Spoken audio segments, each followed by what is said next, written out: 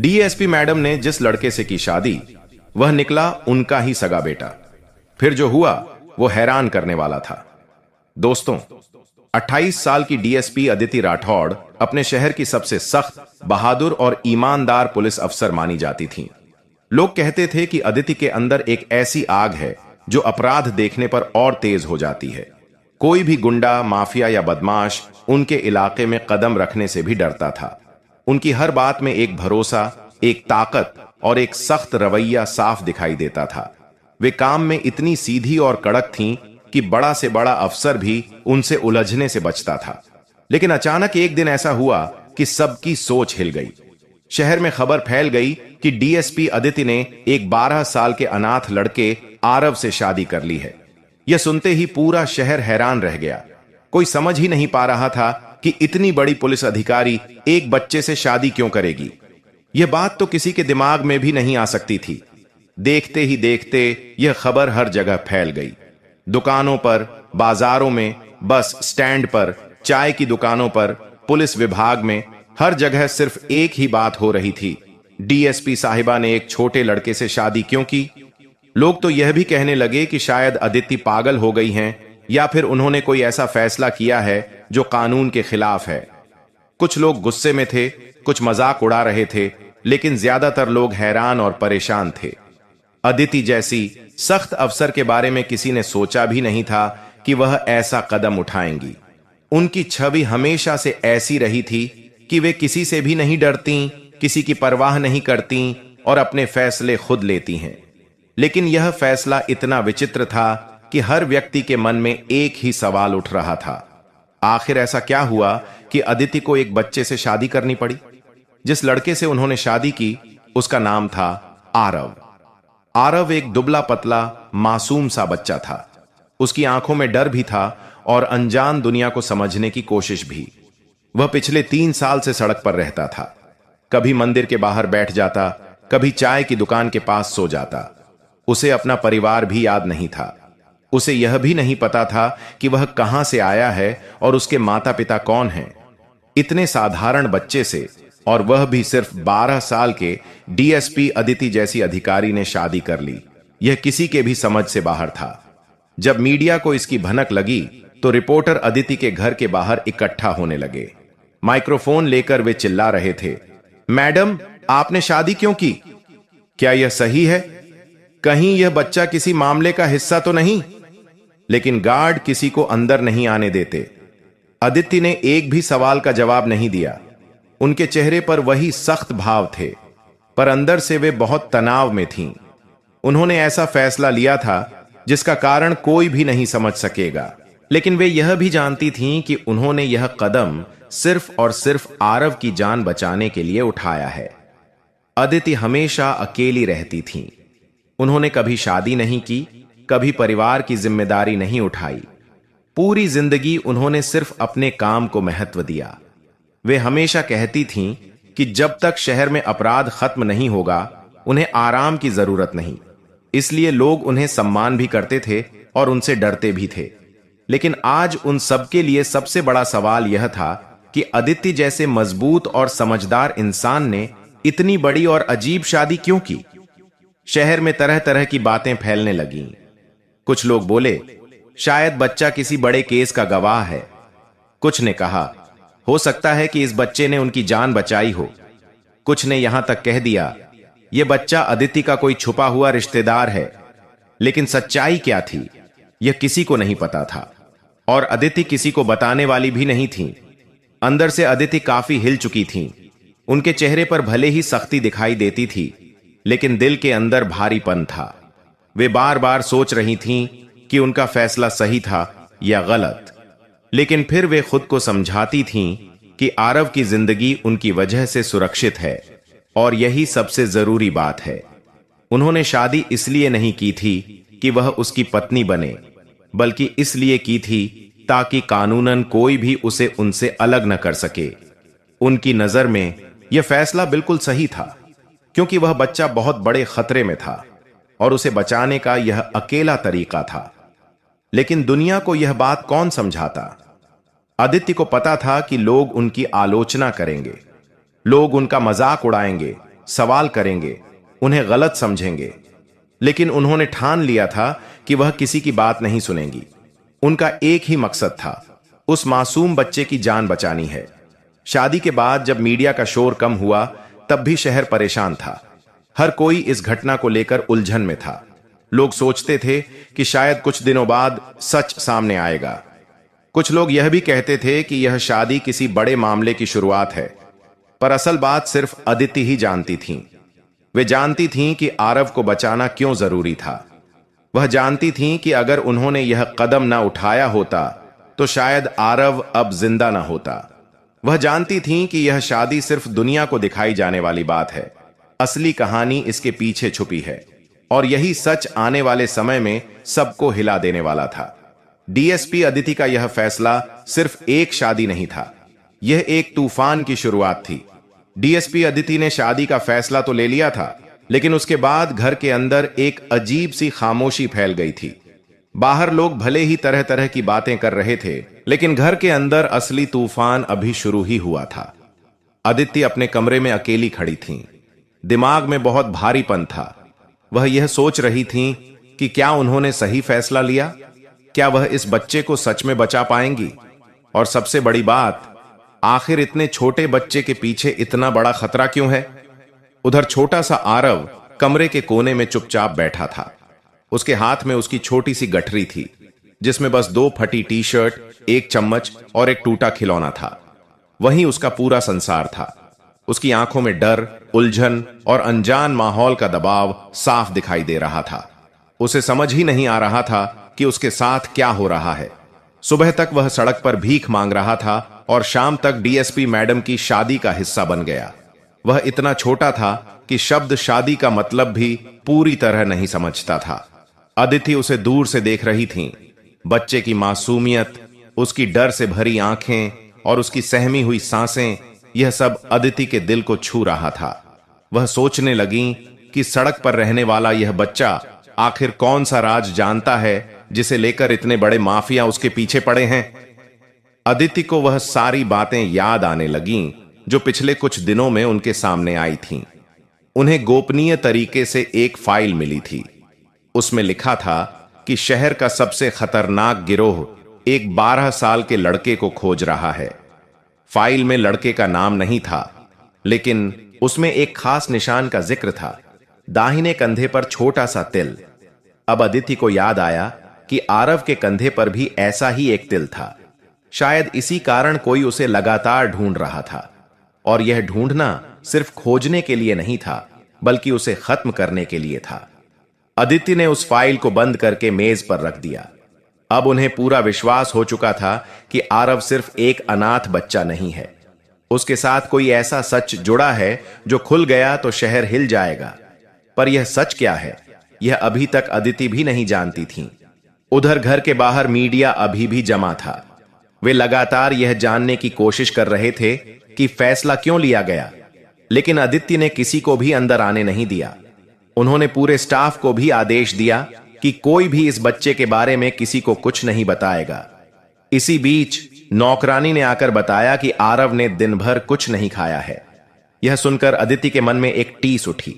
वह धीमे कदमों से आरव के पास गई। वह अब भी उसी तरह चुपचाप बैठा था, जैसे खाली कमरे की दीवारों से बातें कर रहा हो। अदिति ने धीरे से कहा, आरव, खाना खाओगे? आरव ने सिर हिलाया। नहीं, भूख नहीं है। उसकी आवाज में डर भी था और अनजाना दर्द भी। अदिति उसके पास बैठ गई। वह अचानक बहुत छोटी और कमजोर लगने लगी थी। इतनी बड़ी अधिकारी होते हुए भी वह इस छोटे बच्चे के सामने खुद को बेबस महसूस कर रही थी। वह धीरे से बोली, यह घर सुरक्षित है, यहां कोई तुम्हें चोट नहीं पहुंचाएगा। आरव ने पहली बार अदिति की ओर देखा। उसकी आंखों में ऐसा डर था जैसे किसी ने उससे सब कुछ छीन लिया हो। वह बोला, वो लोग फिर आएंगे, वो मुझे ले जाएंगे? उसकी बात सुनते ही अदिति का दिल कस गया। उन्होंने तुरंत कहा, नहीं, मैं हूं ना, कोई तुम्हें नहीं ले जा सकता। लेकिन अदिति खुद जानती थी कि बात इतनी आसान नहीं है। जिस माफिया गिरोह का नाम फाइल में था, वह लोग बहुत चालाक और खतरनाक थे। वे अपनी बात पूरी करने के लिए कुछ भी कर सकते थे। अगर उन्हें पता चल गया कि आरव अदिति के पास है तो वे किसी भी हद तक जा सकते हैं। यही कारण था कि अदिति ने कानूनी रूप से आरव को अपने साथ जोड़ा ताकि उसे कोई भी छीन न सके। शाम तक अदिति ने पूरे घर की सुरक्षा बढ़ा दी। गार्डों को नई पोजीशन दी गई, हर कैमरा चेक किया गया, लेकिन वह जानती थीं कि असली खतरा बाहर नहीं बल्कि आरव के अंदर छुपे उस राज से जुड़ा है जिसे वह खुद भी नहीं समझ पा रही थीं। रात होते ही घर में और शांति फैल गई। अदिति ने सोचा था कि शायद आरव सो जाएगा, लेकिन वह अब भी जाग रहा था। वह बिस्तर पर बैठा बाहर की खिड़की को घूर रहा था। अदिति बोली, आरव, सोने की कोशिश करो। वह धीरे से बोला, मुझे डर लगता है, रात में बुरे लोग आते हैं। अदिति के मन में दुख का सागर उमड़ आया। उन्होंने उससे पूछा, क्या तुमने उन लोगों को देखा है? आरव ने सिर हिलाकर हां कहा, लेकिन फिर बोला, मैं नहीं बताऊंगा, आप नाराज हो जाओगी। अदिति ने कहा, नहीं बेटा, मैं नाराज नहीं होऊंगी, तुम जैसा कहोगे मैं वैसा सुनूंगी। पर आरव फिर चुप हो गया। यह चुप्पी एक साधारण चुप्पी नहीं थी, यह उस बच्चे के दिल में छिपे दर्द की चुप्पी थी। अब अदिति का डर और भी बढ़ गया था। उसे महसूस होने लगा था कि आरव सिर्फ माफिया के लिए ही नहीं बल्कि खुद अपने लिए भी बहुत बड़ा खतरा लिए हुए है। उसके अंदर कोई ऐसा सच है जिसे वह खुद भी सही से नहीं समझता। धीरे धीरे रात गहराने लगी। खिड़कियों से आती हवा पर्दे हिला रही थी, लेकिन कमरे के अंदर का माहौल भारी होता जा रहा था। अदिति के दिमाग में एक ही बात घूम रही थी, अब यह सिर्फ उसे बचाने की कहानी नहीं है, यह सच को जानने की लड़ाई भी है। आरव धीरे से लेट गया, लेकिन उसकी आंखें अब भी खुली थीं। अदिति ने पास बैठकर उसका सिर सहलाया। पहली बार बच्चे ने अपना सिर उनके घुटने पर रख दिया। यह छोटा सा भरोसे का पल अदिति के दिल में सीधा उतर गया। रात काफी हो चुकी थी। पूरे घर में गहरी शांति फैली हुई थी, लेकिन डीएसपी अदिति के मन में बेचैनी बढ़ती जा रही थी। आरव उनके पास लेटा था, पर उसकी सांसें तेज थीं।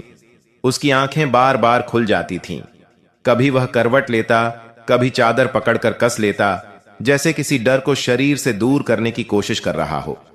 अदिति धीरे से बोली, आरव, क्या नींद नहीं आ रही? बच्चे ने सिर हिलाकर ना कहा। अदिति ने उसके सिर पर हाथ फेरा। डर लग रहा है क्या? आरव ने धीमे से कहा, हां, लेकिन आप नाराज मत होना।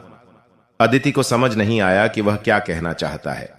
वह उसे शांत रखने के लिए बोली, मैं तुमसे कभी नाराज नहीं होऊंगी, तुम जो चाहो कह सकते हो। आरव कुछ पल चुप रहा।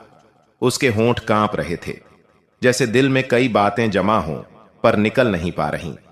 फिर अचानक उसने अपनी छोटी हथेली से अदिति का हाथ पकड़ा और उसे अपने सीने के पास खींच लिया। यह पहली बार था जब उसने इतने भरोसे से अदिति को छुआ था। कमरे में हल्की सी पीली रोशनी थी। बाहर हवा की आवाज आ रही थी, लेकिन इस शांत माहौल के बीच आरव का दिल जैसे तेज बज रहा था।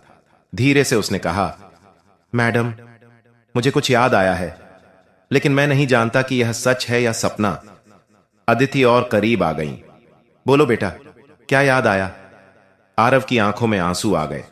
उसने अपना छोटा सा चेहरा अदिति की बाहों में छुपा लिया। बहुत धीरे, कांपती आवाज में बोला, मां। अदिति का दिल एक पल को रुक गया। उन्होंने सोचा शायद बच्चा डर के कारण मां कह रहा है। उन्होंने उसे सहलाते हुए कहा, हां बेटा, मैं हूं, तुम डरो मत। लेकिन अगले ही पल आरव ने जो कहा उसने अदिति की रूह तक हिला दी। उसने सिर उठाकर कांपती आवाज में कहा, मां, मैं आपका ही बेटा हूं। अदिति का हाथ वहीं रुक गया। उनका चेहरा पीला पड़ गया। कुछ सेकंड तक उन्हें लगा कि उन्होंने गलत सुना है। उन्होंने खुद को संभालते हुए पूछा, क्या कहा तुमने? आरव रोने लगा। उसकी आवाज टूट रही थी। वो लोग जो मुझे पिछली रात पकड़ने आए थे, उन्होंने कहा था कि मैं आपका बेटा हूं। यह सुनते ही अदिति को जैसे बिजली का झटका लगा।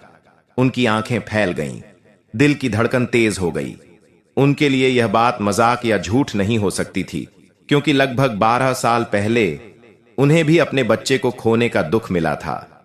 आरव अपनी बात जारी रखते हुए बोला, वो लोग कहते थे कि मेरी मां बहुत बड़ी अधिकारी है और वह मुझे ढूंढ रही है। पर फिर बोले कि वह आपको चोट पहुंचाना चाहते हैं, इसलिए मुझे उनका कहना मानना होगा।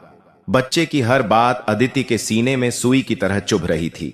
उन्होंने कांपते हुए उससे पूछा, क्या तुम्हें कुछ और याद है? कोई चेहरा, कोई आवाज, कोई नाम? आरव ने सिर झुका लिया। मुझे बस इतना याद है कि मैं छोटा था, कोई मुझे गोद में लेता था, मेरे माथे पर किस करता था, फिर बहुत शोर हुआ, बहुत रोना, और फिर मैं अकेला रह गया। अदिति की आंखें भर आईं। उनके अंदर का कठोर अधिकारी वाला व्यक्तित्व उस पल टूट गया। वह अब एक मां बन चुकी थीं, जिस मां ने 12 साल पहले अपना बच्चा खोया था। उन्होंने धीरे से आरव को अपनी गोद में खींच लिया, जैसे वह उसे खोने से डर रही हो। आरव ने उनकी गर्दन पकड़ी और बोला, अगर आप मेरी मां नहीं हैं तो मुझे छोड़ देना मत, मैं फिर अकेला नहीं रह पाऊंगा।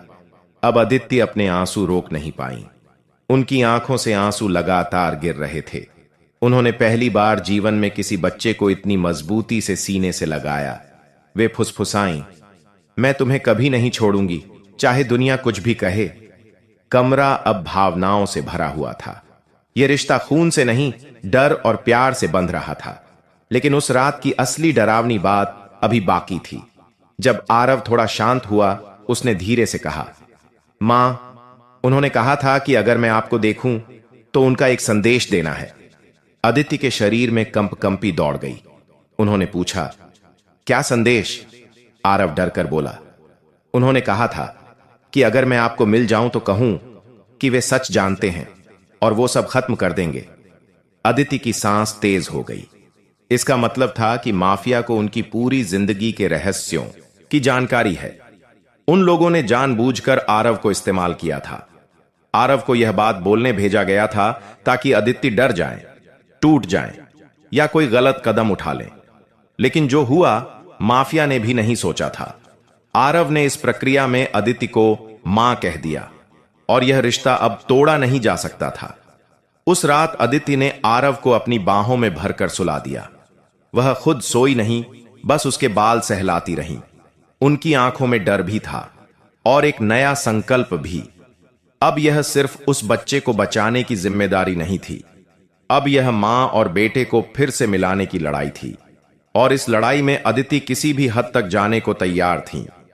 दोस्तों, रात किसी तरह गुजर गई थी, लेकिन डीएसपी अदिति की आंखें पूरी रात नहीं लगी थीं।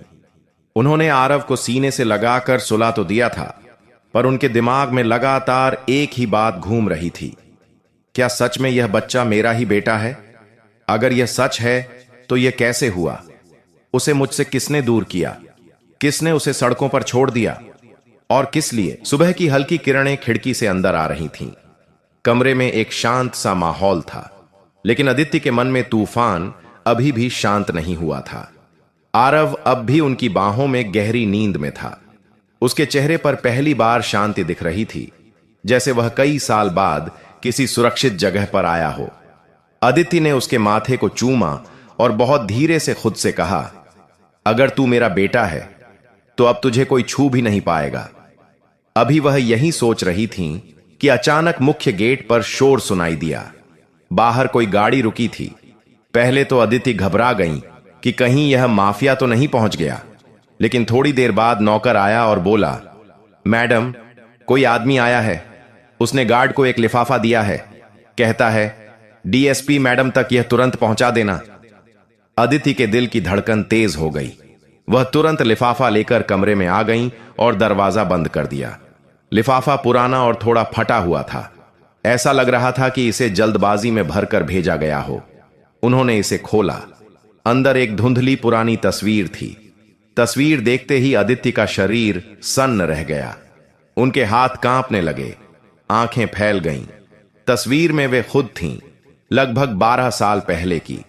उनकी गोद में एक छोटा बच्चा था, बिल्कुल आरव जैसा, और पीछे हल्के अक्षरों में कुछ लिखा था, हम जानते हैं यह कौन है। अगर इसे बचाना चाहती हो तो आज रात पुराने गोदाम में अकेले आना। अदिति के लिए यह तस्वीर किसी ताले की चाबी जैसी थी। इससे साफ हो गया कि माफिया केवल आरव को नहीं, बल्कि अदिति के अतीत को भी जानते हैं। शायद वही लोग थे जिन्होंने उनका बेटा उनसे छीन लिया। शायद वही लोग थे जिन्होंने 12 साल तक इस बच्चे को छुपा कर रखा। लेकिन सवाल यह था, क्यों, किसके लिए, और अब अचानक उन्हें क्यों बुलाया जा रहा है? अदिति ने तस्वीर को सीने से लगा लिया और उनकी आंखें भर आईं। उन्होंने धीरे से कहा, जिसने मेरे बच्चे को मुझसे दूर किया, अब उसे इसका जवाब देना होगा। अब भी अदिति इस भावनात्मक झटके से उबर भी नहीं पाई थीं कि पीछे से आरव की नींद खुल गई। वह उठकर बोला, मां, आप रो क्यों रही हैं? यह पहली बार था जब उसने बिना डर के मां कहा था। अदिति ने तुरंत आंसू पोंछे और मुस्कुराते हुए बोली, कुछ नहीं बेटा, बस आपको देखकर खुशी हुई। लेकिन वह जानती थी कि अब इस बच्चे को सच्चाई का सामना कराना ही होगा। सच को छुपाकर वह उसे सुरक्षा नहीं दे सकती। उसी दिन दोपहर में उन्होंने घर के सभी स्टाफ को छुट्टी पर भेज दिया। गार्डों को आदेश दिया कि बिना उनकी इजाजत कोई अंदर नहीं आएगा। शाम के वक्त उन्होंने आरव को अपने पास बैठाया। बच्चा चुपचाप बैठ गया। उसके चेहरे पर डर भी था और भरोसा भी। अदिति ने गहरी सांस ली और कहा, आरव, मुझे तुमसे एक जरूरी बात कहनी है। आरव ने सिर हिलाया। कहिए मां, अदिति बोली। आज सुबह कोई लोग तस्वीर छोड़कर गए हैं। यह तस्वीर बहुत पुरानी है। इसमें एक बच्चा है जो तुम जैसा दिखता है। आरव की आंखें फैल गईं। वो लोग फिर आए थे क्या? अदिति ने उसे गले लगाते हुए कहा, नहीं, लेकिन वो लोग चाहते हैं कि मैं आज रात उनसे मिलने जाऊं, और मैं जा रही हूं। यह सुनकर आरव डर गया। नहीं मां, आप अकेली मत जाइए।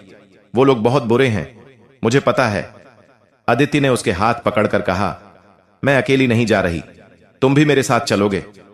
आरव का चेहरा डर से पीला पड़ गया। मैं वहां क्यों? अदिति बोली, क्योंकि वे सच तुम्हें देखकर ही बताएंगे। जो कुछ उन्होंने छुपाया है वह अब खत्म होगा। आरव कुछ पल चुप रहा, फिर धीरे से बोला, अगर आप साथ होंगी तो मैं चलूंगा। अदिति के दिल में गर्व भर गया। यह बच्चा अब सिर्फ डरता हुआ अनाथ नहीं था, अब वह मां पर भरोसा करने वाला बेटा बन चुका था। रात करीब होती गई। अदिति ने घर में लगे कैमरों की जगह बदली, पिस्तौल में गोलियां भरी। अपने ऑफिस को कोई जानकारी नहीं दी, क्योंकि उन्हें पता था कानूनी प्रक्रिया में देरी होती है और उनके सामने समय बहुत कम है। आखिरकार रात के 10 बजे वे तैयार हो गईं। सरल सलवार कमीज पहनी ताकि आसानी से हिलडुल सकें। कमर में हथियार लगाया और आरव का हाथ पकड़कर बाहर आईं। आरव का हाथ ठंडा था, डर के मारे, लेकिन उसने हाथ छोड़ा नहीं। अदिति ने मुस्कुराकर कहा, डरो मत बेटा, अब कुछ भी हो हम दोनों साथ रहेंगे। गाड़ी स्टार्ट हुई और दोनों पुराने सुनसान इलाके की ओर चल पड़े। हल्की धुंध छाई हुई थी, सड़कें खाली थीं, हर मोड़ पर सन्नाटा था। जैसे जैसे गाड़ी आगे बढ़ रही थी, आरव अदिति के और करीब सिमटता जा रहा था। अंत में वे उस जगह पहुंचे, पुराना गोदाम, टूटी दीवारें, जंग लगे दरवाजे और अंधेरा। यह जगह किसी बुरे सपने जैसी लग रही थी।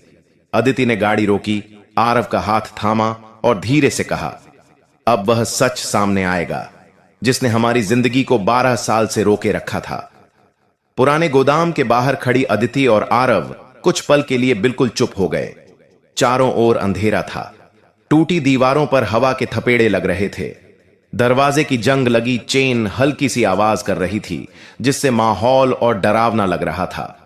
आरव का हाथ अदिति की हथेली में कांप रहा था, पर उसने हाथ छोड़ा नहीं। अदिति ने धीरे से कहा, डरना मत बेटा, मैं हूं तुम्हारे साथ, कोई तुम्हें छू भी नहीं पाएगा। आरव ने सिर हिलाया, पर उसके चेहरे पर साफ था कि वह अंदर जाने से डर रहा है, लेकिन वह डरते हुए भी अदिति को नहीं छोड़ रहा था। गोदाम का दरवाजा धकेल कर खुला। अंदर एक लंबा अंधेरा गलियारा था। 1-2 बल्ब झपकते हुए जल रहे थे, जैसे भी जागना नहीं चाहते हों। अदिति ने पिस्तौल हाथ में कसकर पकड़ी। उनके कदम बहुत सावधानी से आगे बढ़ रहे थे। जैसे जैसे वे अंदर जा रहे थे, हवा की गंध बदलती जा रही थी। यह गंध डर, धोखे और खतरे की थी। कुछ दूर चलने के बाद अचानक रोशनी जल उठी। अदिति ने तुरंत आरव को पीछे कर लिया। उनके सामने 5 आदमी खड़े थे। सबके चेहरे ढंके हुए, हाथों में हथियार थे। बीच में एक लंबा चौड़ा आदमी आगे आया। उसकी आवाज भारी और ठंडी थी। बहुत देर कर दी डीएसपी मैडम, हम सोच रहे थे कि आप डर गई होंगी। अदिति ने बिना किसी डर के कहा। मैं किसी से नहीं डरती, बोलो क्या चाहते हो? आदमी ने हंसते हुए कहा। हमें कुछ नहीं चाहिए, बस वो बच्चा, हमारा काम उससे है। अदिति ने फिर एक कदम आगे बढ़कर कहा, यह बच्चा मेरे साथ है, तुम लोग उसे छू भी नहीं सकते। आदमी ने फिर से हंसा। क्या तुम सच नहीं जानती? यह बच्चा सिर्फ तुम्हारा नहीं, बहुतों का सिरदर्द है। इसकी पहचान, इसकी असली कहानी, यही तो सबकी मौत का कारण बन सकती है। आरव उनके पीछे छुप गया। उसने डर के मारे अदिति की कमीज पकड़ ली। अदिति ने उसके सिर पर हाथ रखा ताकि वह हिम्मत रख सके। आदमी ने जेब से एक और फोटो निकाली और हवा में फेंक दी। फोटो जमीन पर गिरते ही अदिति का दिल जोर से धड़क गया। उस फोटो में वही बच्चा था और उसके साथ अदिति के पुराने दोस्त और एक बड़ा अपराधी। अदिति समझ गई कि खेल और गहरा है। उन्होंने पूछा, तुम लोग चाहते क्या हो? आदमी ने कहा, हमें वह सच देना होगा जिसे तुम 12 साल से छिपाए बैठी हो। यह बच्चा किसका है और इसे किसने तुमसे दूर किया? हम यह सच जानते हैं और तुम्हें भी जानना होगा। अभी वह बात पूरी करता कि अचानक दूसरी ओर से गोली चली। गोली अदिति के करीब से निकलकर दीवार में लगी। अदिति ने बिना समय गंवाए आरव को पकड़ा और जमीन पर झुका दिया। गोदाम में अफरा तफरी मच गई। वहां मौजूद गुंडे हथियार चलाने लगे। अदिति ने तुरंत अपनी पिस्तौल निकाली और जवाब में गोली चलाई। धुआं फैल गया, चिल्लाहटें गूंजने लगीं। आरव डर से कांप रहा था, लेकिन वह अदिति को छोड़ नहीं रहा था। एक गुंडा उनकी तरफ बढ़ा। अदिति ने घुटने के बल उठकर उसे निशाना बनाया और गोली उसके पैर में मार दी। वह जमीन पर गिर गया। एक और गुंडा आया और उसने आरव को पकड़ने की कोशिश की। आरव चीखा, मां! अदिति ने यह आवाज सुनते ही जान जोखिम में डालकर आगे छलांग लगाई। उन्होंने अपने हाथ से उस गुंडे का हथियार छीनकर उसे जोर से धक्का दिया। गुंडा सीधे खाली लोहे के ड्रमों पर गिरा और बेहोश हो गया, पर हालात अभी भी काबू में नहीं थे। अचानक पीछे से एक आदमी आया और उसने आरव को अपनी बाहों में दबोच लिया। चाकू उसकी गर्दन पर लगा दिया।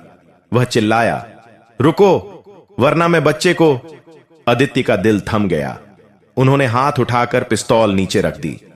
ठीक है, उसे छोड़ दो, मैं कुछ नहीं करूंगी। आदमी हंसते हुए बोला, बस यही तो चाहिए था हमें। तुम डीएसपी हो पर मां भी हो, कमजोर पड़ जाओगी। अदिति ने चुपचाप अपने हाथ ऊपर कर दिए, पर उन्होंने वह छोटी पिस्तौल नहीं दिखाई थी जो उनके पाजामे के अंदर छुपी थी। उन्होंने एक झटके में उस पिस्तौल को निकाला और सीधे उस आदमी के पैर पर गोली चला दी। आरव उसकी पकड़ से छूटकर दौड़ता हुआ अदिति के पास आ गया। अब हालात पलट चुके थे। गुंडे इधर उधर गिर चुके थे, कुछ भागने लगे और कुछ जमीन पर पड़े कराह रहे थे। गोदाम में सन्नाटा छा गया।